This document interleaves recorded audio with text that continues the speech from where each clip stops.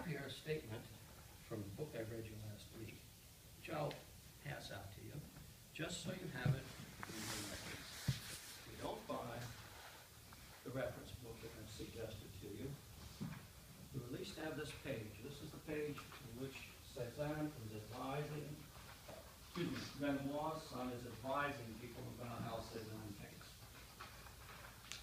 I want you to have that. Just tuck it away when you get a chance, sitting around, read it for yourself.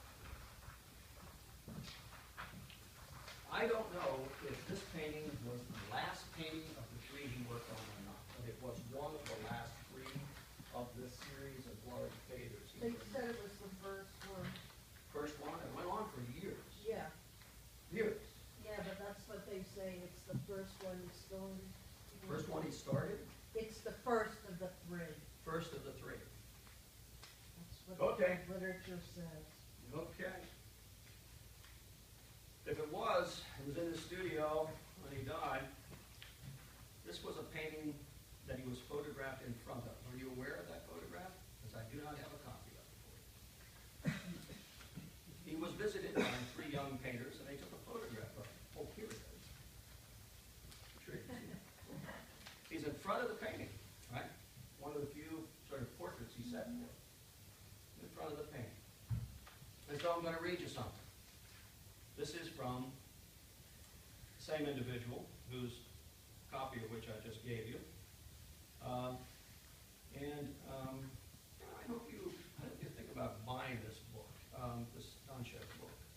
He's got a lot to say. It's dense and it's thick and it's got a lot of references in it, but it's fun to read in some odd way.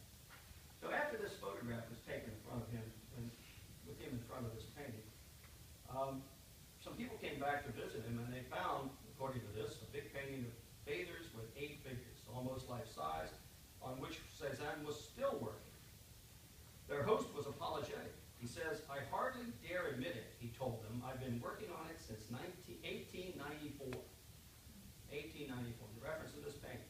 I like to be able to lay it on thick. I'd like to be able to lay it on thick like Courbet. Courbet was a real animal, quote unquote. It seems clear that Cezanne continued to rework this painting until the end, and that the final reworking was a radical departure from the earlier states.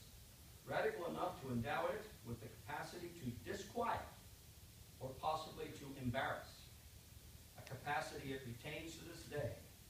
The large bathers has a mystic potency, according to this author, a mystic potency. Cezanne's bathers, and now he refers to all of them, have always been disquieting. Disquieting.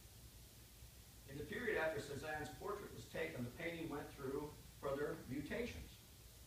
The grand design remained unchanged, a gang of 6 women depicted so as to establish a mirage of extraordinary self-sufficiency. Interpret that.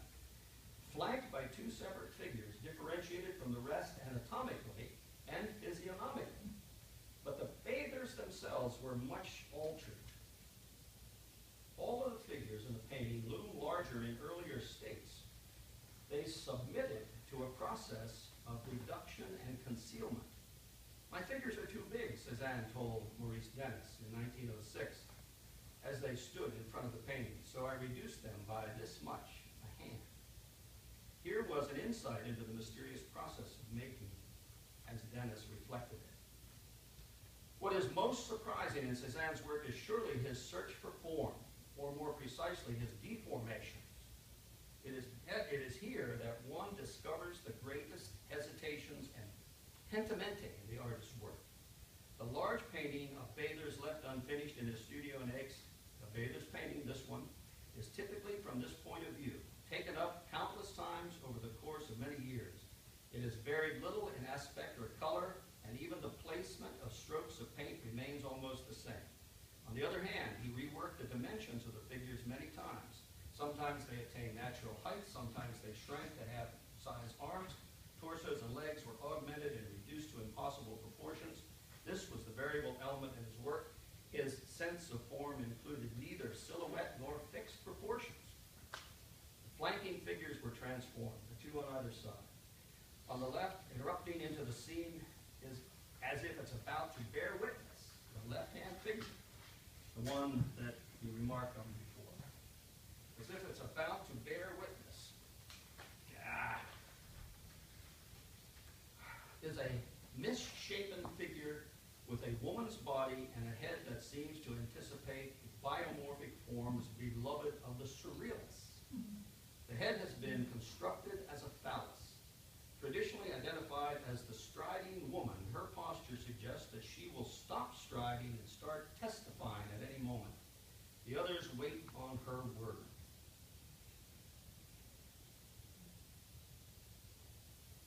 On the right, reclining against the accommodating tree,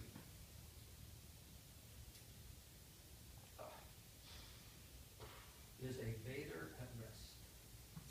The naked body is shown more or less full frontal, but the head is effaced or impenetrably shadowed, and the groin is blackened and blued, gouged out, as Clark says,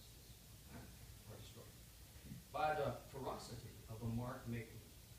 Violence has been done to these transgressive figures on the margins, these two. Violence has been done to them.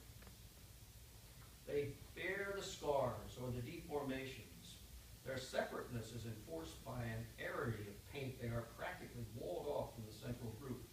As so often in Cezanne's work, the relief map of the painted surface is full of surprises.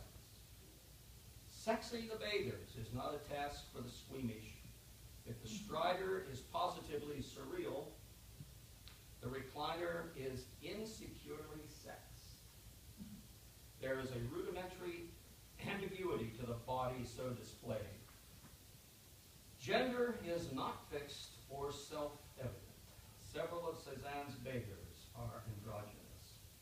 In the case of the large bathers, there may be a further sign, if not a floating signifier, as if to recall the equivocal interpretations of the 1870s.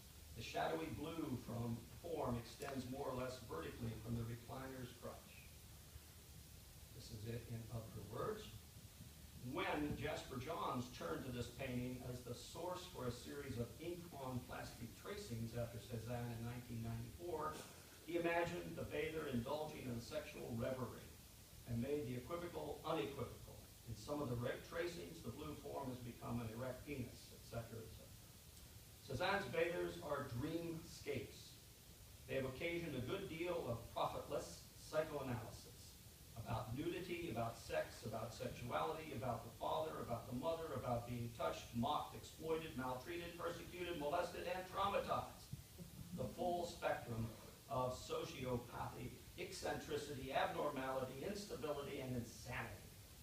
According to one author, Cezanne returned time and again to the bathers as a way of confronting, expressing, and finally controlling his changing attitude toward women and resolving his other psychological complexities, particularly his doubts about his own sexual identity. But our author goes one step further. All that being said, by scholars since the time of anyone taking the time to look at this painting. All that being said, this guy says, with Cezanne, the personal was intertwined with the classical. As so often, the clues to a deeper understanding of Cezanne's work may lie in